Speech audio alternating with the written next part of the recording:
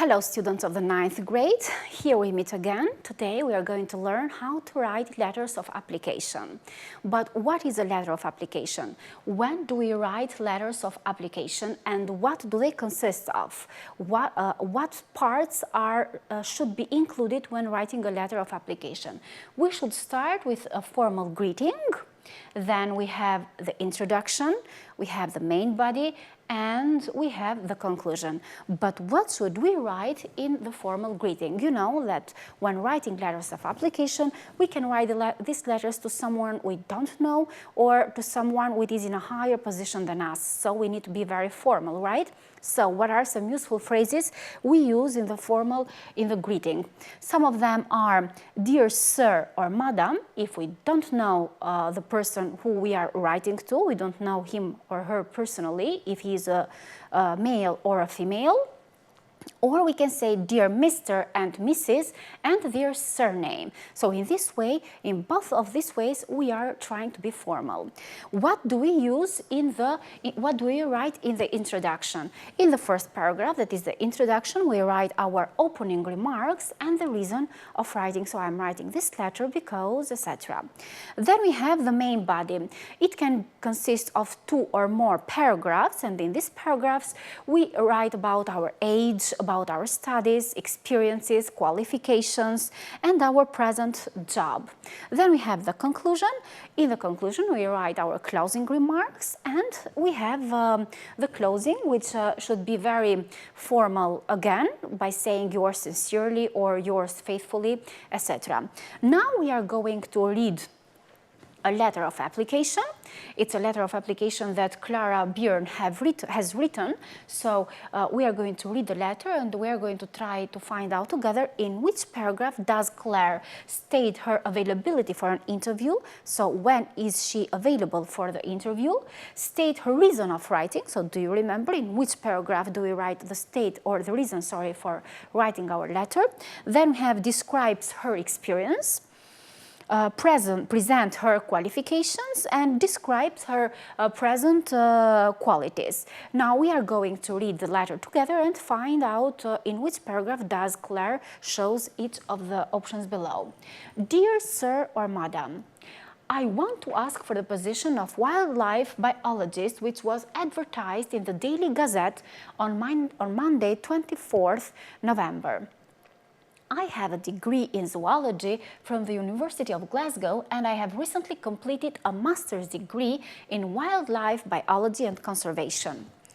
Over the past year, I have been working part-time as an assistant zookeeper at Battersea Park Children's Zoo, where I help with feeding and general care of the animals. I also work as a volunteer from the RSPCA in the South East London area, where I am in charge of rehoming stray cats and dogs. I think I am a dedicated and hardworking person and I believe in the welfare and care of animals. I am also reliable and a good worker, both individually and as part of a team. I'd like it if you would consider me for the position. Here is my curriculum vitae and 2 references. I can come and see you whenever you like and you can reach me anytime. I can't wait. Here it is, yours faithfully, Clara Byrne. Now we are going to find out together in which paragraph does she, or better to say, paragraph 1 goes with state her reason for writing. So in paragraph 1 she writes the reason of writing this letter. Then we have presents her qualifications. In paragraph 2 she is presenting her qualifications where she is saying I have a degree in zoology from the university, etc. Then we have a description of her career. In which paragraph is she describing her career? And it is in paragraph 3, where she is saying that she has been working part-time as an assistant zookeeper, and she makes a short description of what she has done in this job. Then we have describe her personal qualities. It is in paragraph 4 where she describes some qualities that she has as a person, where she is saying that she is a dedicated person, a reliable person, etc. Then we have the state, in paragraph 5, she is stating her availability for an interview. So she is expressing when she is available to give an interview. But, my dear students, you know that when writing letters of application, we should be very formal, right? So, exercise number 2 says, which of these phrases below can you use in a letter of application? When you know the name of the person, the letter is for. So, if you remember at the beginning, I told you that when we write formal greetings, there are 2 ways we use to start the greeting.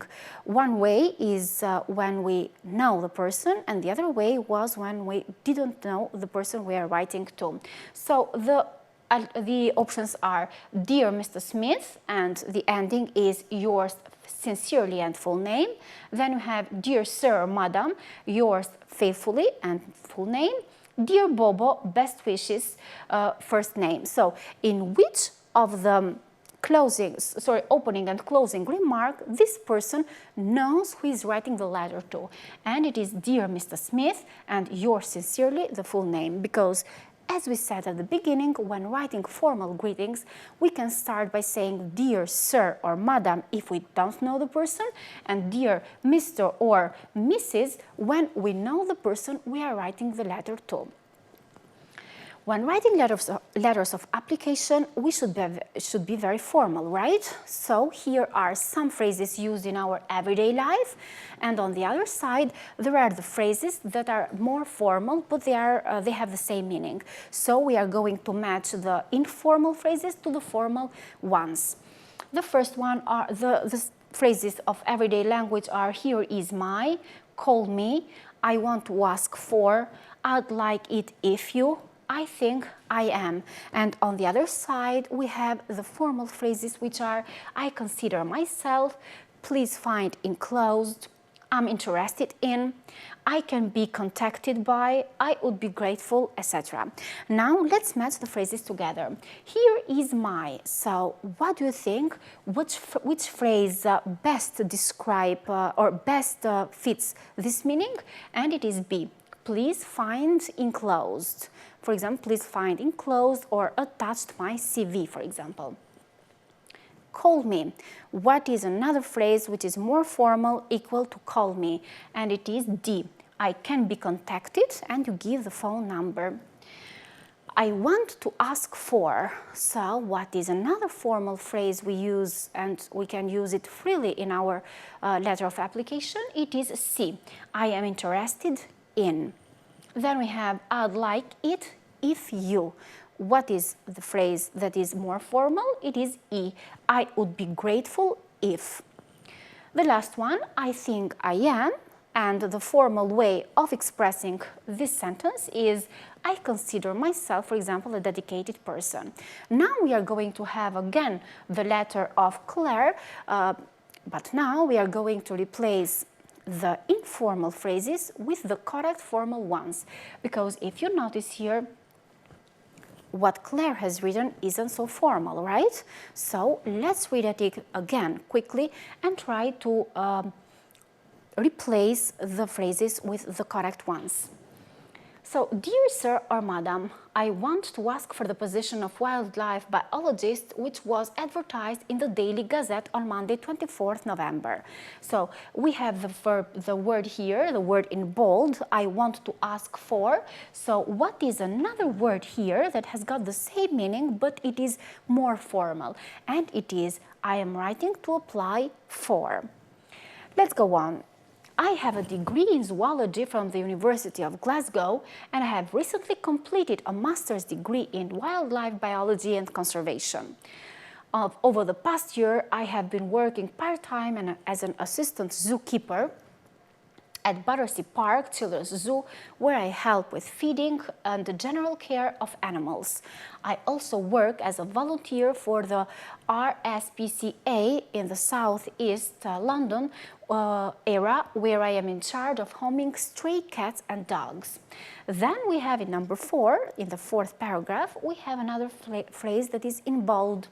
I think I am a dedicated and hardworking person. So this phrase, I think I am, if you remember from the previous slides or from the previous exercise, I think I am was considered to be an informal phrase. So what is another phrase here which has got the same meaning with I think I am but is more formal? And it is I consider myself a dedicated, hardworking person. I believe in the welfare and care of animals. I am also reliable and a good worker. So what is another phrase here which means that I am a good worker? And it is I work well. So you cannot say I am a good worker, but you can express it more formally by saying I work well, both individually and as part of a team. Then in paragraph 5, we have another phrase in bold. I'd like it if you would consider me for the position. So what is another phrase that we can replace with I'd like it? And it is I would be grateful if you would consider me for this position. Then we have here is my curriculum vitae. In bold, we have got the phrase here is. So what is another phrase we can use to replace here is? And it is please find enclosed my curriculum vitae. F. I can come and see you whenever you like. So in this case, she is trying to express her availability, right? So what is another phrase we use to replace the meaning, the sentence? And it is I am available for an interview at your convenience, so when it is convenient for you. And the last one, you can reach me anytime. So it's not the last one, it's number 7, right? You can reach me anytime. So what is another phrase we use to replace this phrase? And it is I can be contacted anytime, right? The last one, I can't wait. You know, we use I can't wait when we're talking about with our friends or with our family members. But when talking formally, we should not say I can't wait, but we can say I look forward to hearing from you. Now it is your turn. It is your turn to write a letter of application. Read the advert and write a letter of application for the job. Use the letter in exercise number 1 as a model and sentences from exercise 4, as well as the note below the advert. So the advertisement is this one here. Small tourist shop 6 salesperson for part-time position for summer season. Knowledge of French and or German required. Send email with CV to mode2be@yahoo.com. And here it is, you are going to use the data here, pravdopodobnito the načikenik tu, the name, the person who is going to write the letter is Peter Smith. He speaks 3 languages, French, German and Spanish. He has studies BA in literature, and his qualities are that he is very friendly, passionate and sociable. I have written some useful phrases for you here so that you can implement them or you can use them when writing your letter of application. What are they? I graduated from York University in 2008 with a degree in linguistics. At the moment, I am attending a secretarial course at London College. I can speak French and German fluently. I have just completed my certificate in education at Preston College. Employment in an English language sports center appeals to me a lot, so you can replace some of these phrases with the phrases that you need to write in your letter of application. Please find enclosed my CV. I can be contacted at the above address, and you're going to write the address at the top of the letter. I look forward to hearing a reply in due course. So you can use these sentences as well to write your letter of application. So thank you for your attention. I hope you have a better knowledge now of how to write a letter of application. See you in the next session. Bye.